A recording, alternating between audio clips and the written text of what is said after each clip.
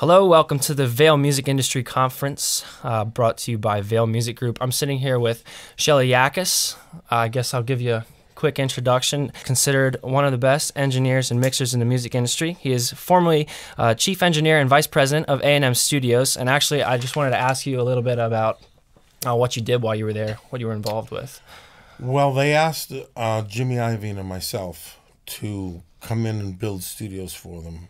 Jimmy and I were making records together as a producer-engineer team, so to speak, and we had done a lot of work together. And Herb Alpert and Jerry Moss, who owned A&M, really liked the records that we made, the music that we made, and the sound of it. And they asked if we could build them studios that could make records like that.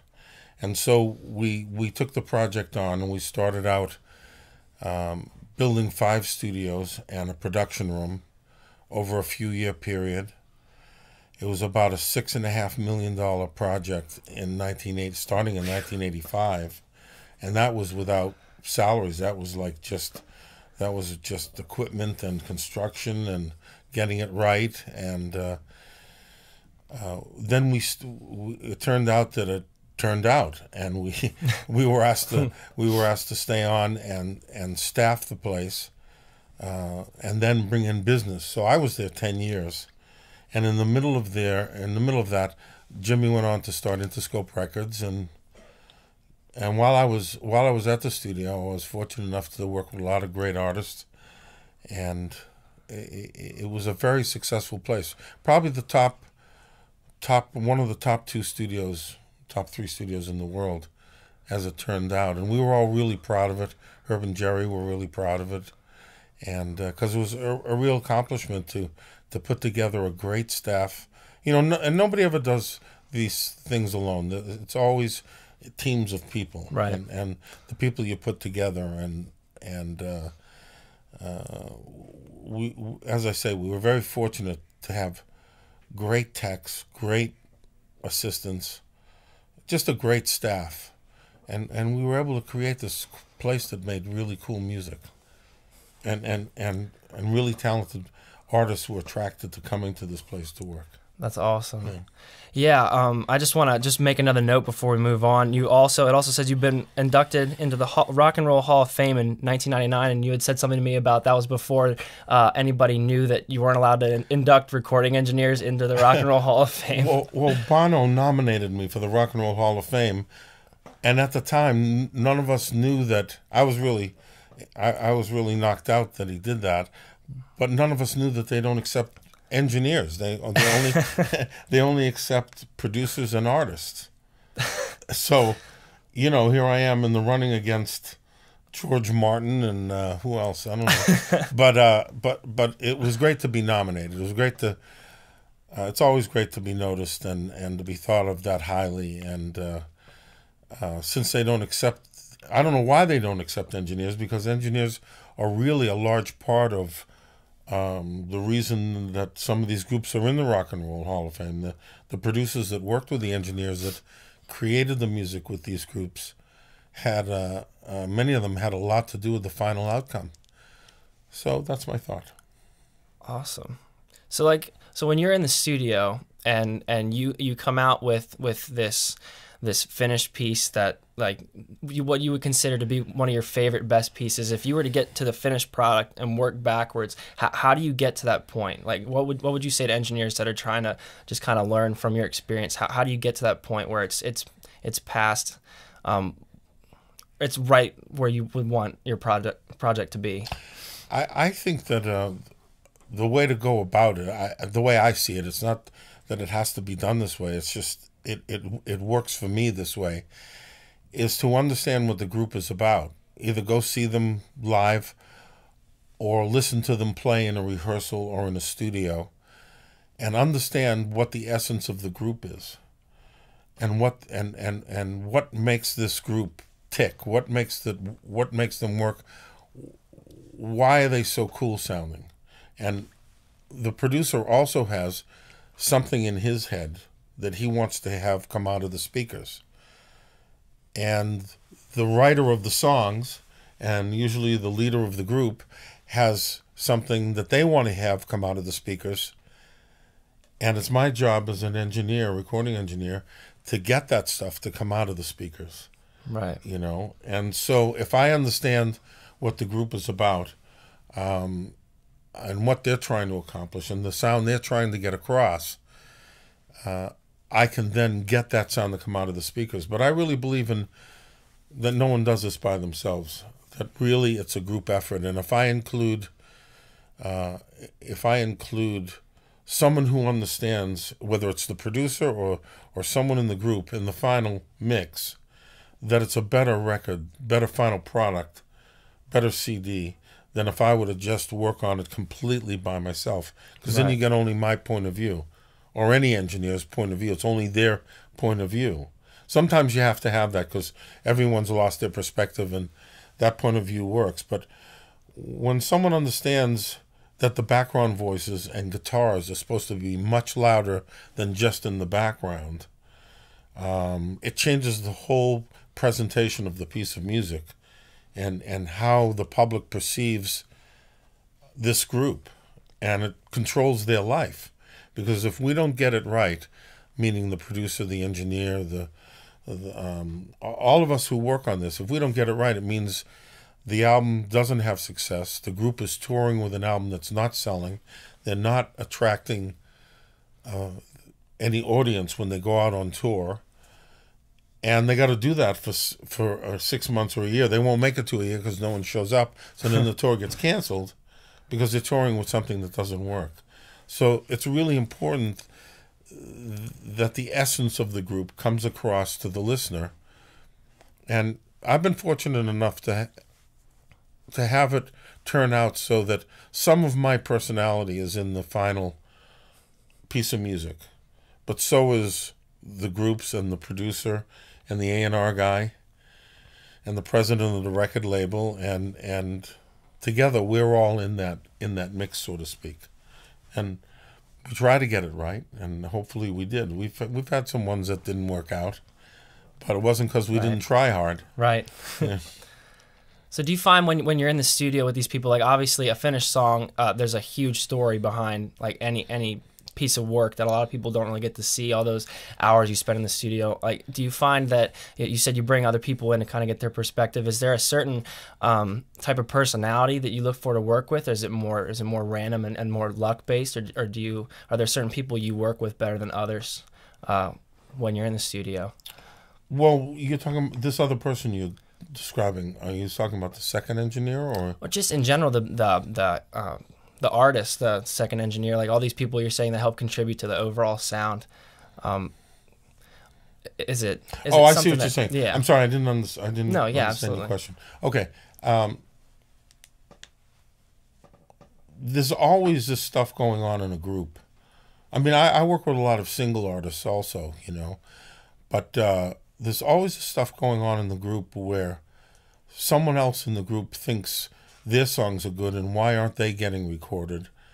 And let's say they're not as good, so there's this pressure going on where the lead singer and whoever the writer is, whether he or she is the writer, there's always somebody else in the band who wants to get their stuff on the album because they really believe it's great, and how come I'm not singing some vocals? And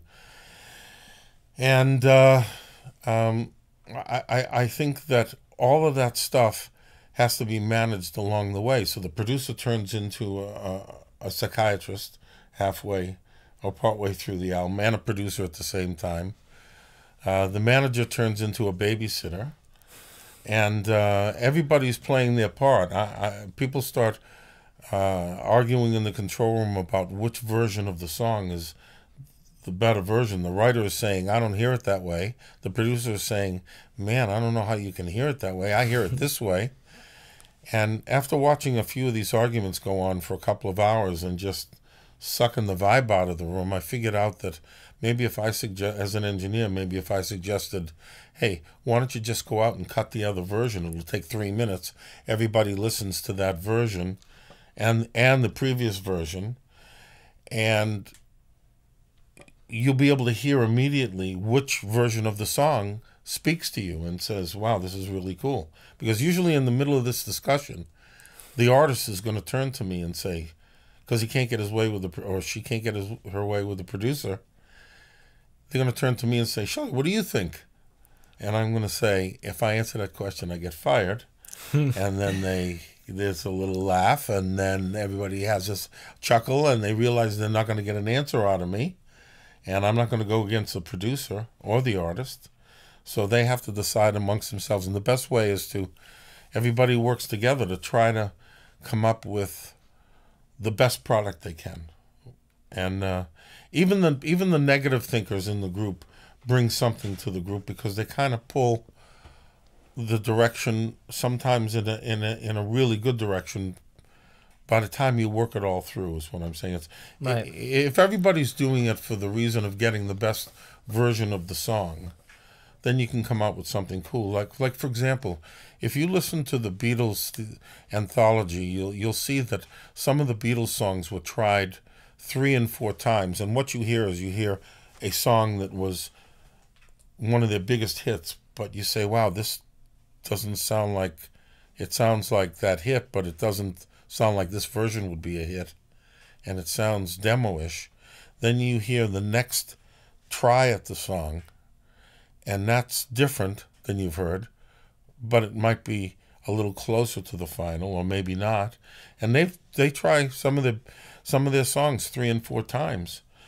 And that's how difficult it is. What about us mere mortals, you know what I mean? If they can do that, if it takes the Beatles 3 or 4 different recordings of a song to get it right, how tough is this to do? Yeah. But in the U.S., you're viewed as damaged goods if you're a producer or an engineer producer that says, let's try this song a couple more different directions. I don't like this first direction.